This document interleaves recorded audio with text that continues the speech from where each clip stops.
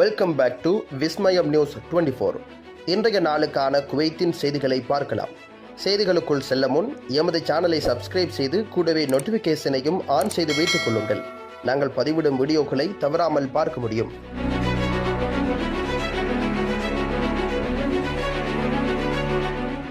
இரட்டை குடியுரிமை காரணமாக 3 பெண்களின் குவைத் குடியுரிமை ரத்து.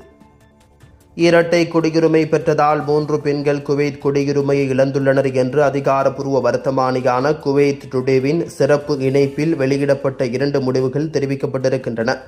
குவைத் தேசிய சட்டத்தின் பிரிவு 10 அடிப்படையில் எடுக்கப்பட்ட முதல் முடிவு ஒரு பெண்ணின் குவைத் குடியுரிமையை ரத்து செய்ய வழிவகுத்திருக்கின்றது. அதே சட்டத்தின் பிரிவு 11 குறிப்பிட்டு இரண்டாவது முடிவு கூடுதல் தேசியங்களை வைத்திருந்ததற்காக மற்ற 2 பெண்களின் குடியுரிமையை பறிக்க வழிவகுத்திருக்கின்றது. இரட்டை குடியுரிமை தொடர்பான குவைத்தின் கடுமையான விதிமுறைகளை அம்பலப்படுத்துவதை இந்த முடிவுகள் பிரதிபலிக்கின்றன. இதன் கீழ் பல தேசிய இனங்களை கொண்ட நபர்கள் தங்கள் குவைத் குடியுரிமையை இழக்க நேரிடும். தேசிய விவகாரங்கள் மேற்பார்வையிடும் உள்துறை அமைச்சகம் குறிப்பிட்ட வழக்குகள் குறித்து உடனடியாக எந்த கருத்தும் தெரிவிக்கவில்லை. இருப்பினும் அத்தகைய முடிவுகளுக்கான சட்ட கட்டமைப்பு குவைத் தேசிய சட்டத்தில் தெளிவாக கோடிட்டு காட்டப்பட்டிருக்கின்றது. இது நாட்டின் குடியுரிமை விதிமுறைகளின் ஒருமைப்பாட்டை பாதுகாப்பதை நோக்கமாக கொண்டிருக்கின்றது.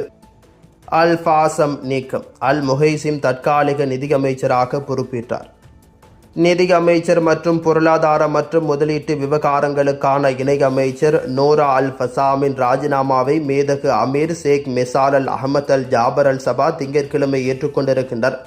அமைச்சர் அல் ஃபசாமின் ராஜினாமாவை ஏற்றுக்கொண்ட பிறகு மின்சாரம், நீர் மற்றும் புதுப்பிக்கத்தக்க எரிசக்தி அமைச்சர் டாக்டர் சஃபி அல் முஹைசிமை நிதியமைச்சர் மற்றும் முதலீட்டு விவகாரங்களுக்கான இணை அமைச்சராக அமீர் நியமித்திருக்கின்றார். இந்த ஆணைகளை அம்பலப்படுத்தும் பொறுப்பு பிரதமர் ஷேக் அஹமத் அப்துல்லா அல் அஹமத் அல் சபாவுக்கு வழங்கப்பட்டிருக்கின்றது. அவை அதிகாரப்பூர்வ வர்த்தமானியில் வெளியிடப்பட்டவுடன் நடைமுறைக்கு வரும் என தெரிவிக்கப்பட்டிருக்கின்றது. குவைத்தின் காசா நிவாரண பணிகள் வேகமெடுத்து 2 மில்லியன் குவைத் டாலரை நெருங்குகின்றன. காசாவிற்கான அவசர நிவாரண பிரச்சாரம் இதுவரை மொத்தம் 17,96,608 குவைத் தீனார்கள் நன்கொடைகளை சேகரித்திருக்கின்றது. சமூக விவகார அமைச்சின் அதிகாரப்பூர்வ செய்தி தொடர்பாளர் யூசெப் சையப் அல் முதேரி குறிப்பிடுகையில் அமீரி உத்தரவுகளின் கீழ் அமைச்சகத்தால் தொடங்கப்பட்ட காசாவிற்கான பசா பிரச்சாரம் மனிதாபிமான நோக்கங்களை ஆதரிப்பதற்கான குவைத்தின் அசைக்க முடியாத அர்ப்பணிப்பையும் காசா பகுதியிலுள்ள நமது சகோதர சகோதரிகள் அனுபவிக்கும் துயரமான சூழ்நிலைகளின் வெளிச்சத்தில் அவர்களுடன் பொதுமக்கள் மற்றும் உத்தியோகபூர்வ ஒற்றுமையின் ஆழத்தையும் உள்ளடக்கியிருக்கின்றது. குவைத் தொலைக்காட்சிக்கு அளித்த பேட்டியில் சமூக, குடும்ப மற்றும் குழந்தை பருவ விவகார அமைச்சர் டாக்டர் அம்தால் அல் ஹுவைலா இந்த பிரச்சாரத்தை உன்னிப்பாக கண்காணித்து வருவதாக அல் முதேரி உறுதிப்படுத்தியிருக்கின்றார். சகாத் ஹவுஸ் மற்றும் பல நிறுவனங்களுடன், குறிப்பாக குவைத் மாவு ஆலை நிறுவனத்துடன் இணைந்து கடந்த வாரம் பொருள் நன்கொடைகளுடன் தொடங்கி 2 கட்டங்களாக இந்த பிரச்சாரம் தொடங்கப்பட்டதாக அவர் தெரிவித்திருக்கின்றார். இந்த உதவி குவைத் ரெட் கிரசன்ட் சொசைட்டிக்கு வழங்கப்பட்டிருக்கின்றது.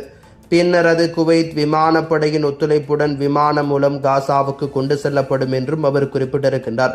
2ஆம் கட்ட நிதி நன்கொடைகள் ஆகஸ்ட் 3ஆம் தேதி தொடங்கி ஆகஸ்ட் 5ஆம் தேதி வரை அமைச்சகத்தால் உரிமம் பெற்ற தொண்டு நிறுவனங்களினால் அங்கீகரிக்கப்பட்ட மின்னணு இணைப்புகள் மூலம் தொடரும் என்று அவர் குறிப்பிட்டிருக்கின்றார். இது ஒரு கௌரவமான பிரச்சாரம். இது குவைத்தின் மனிதாபிமான பிம்பத்தை பிரதிபலிக்கின்றது. இது ஒரு முக்கியமான நேரத்தில் காசாவில் அதிகரித்து வரும் துயரத்துடன் ஒத்துப்போகிறது. இதுபோன்ற முயற்சிகளில் குவைத் ஒரு முன்னோடியாக உள்ளது. நமது மனிதாபிமான மற்றும் மத கடமைகள் கடினமான காலங்களில் நமது சகோதரர்களுடன் நிற்க வேண்டும் என்று கோருகின்றன. இது இந்த ஆசீர்வதிக்கப்பட்ட பிரச்சாரத்தால் எடுத்து காட்டுகிறது. இந்த பிரச்சாரம் காசாவில் ஒரு குறிப்பிட்ட குழுவை குறிவைக்கவில்லை, மாறாக பாதிக்கப்பட்ட அனைத்து மக்களையும், குழந்தைகள், காயமடைந்தவர்கள் அல்லது முற்றுகையிடப்பட்ட குடும்பங்களை சென்றடைய விரும்புகிறது என்று அவர் விளக்கியிருக்கின்றார்.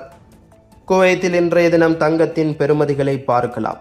24 காரட் ஒரு கிராம் ஒன்றின் தங்கத்தின் பெறுமதி 33.41 குவைத் தீனார்கள் ஆகும். 22 காரட் ஒரு கிராம் ஒன்றின் தங்கத்தின் பெறுமதி 30.64 குவைத் தீனார்கள் ஆகும். 21 காரட் ஒரு கிராம் ஒன்றின் தங்கத்தின் பெறுமதி 29.24 குவைத் தீனார்கள் ஆகும்.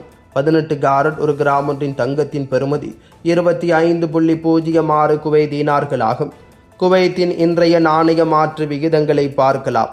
ஒரு குவைத் தீனார் ஒன்றின் இந்திய பெறுமதி 287.05 இந்தியன் ரூபாய்கள் ஆகும். ஒரு குவைத் தீனார் ஒன்றின் இலங்கை பெறுமதி 983.93 இலங்கை ரூபாய்கள் ஆகும். ஒரு குவைத் தீனார் ஒன்றின் பங்களாதேசி பெறுமதி 398.71 பங்களாதேசி டகாஸ் ஆகும். Welcome to Metro Medical Care. Your health is our concern.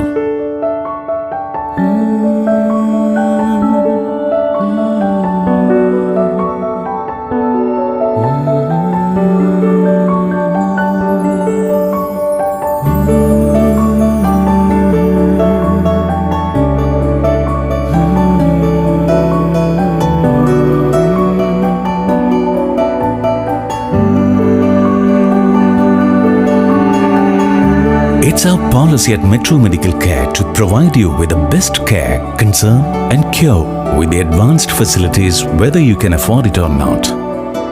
The smile on your faces and the healthy life you regain, that's the greatest reward for Metro Medical Care.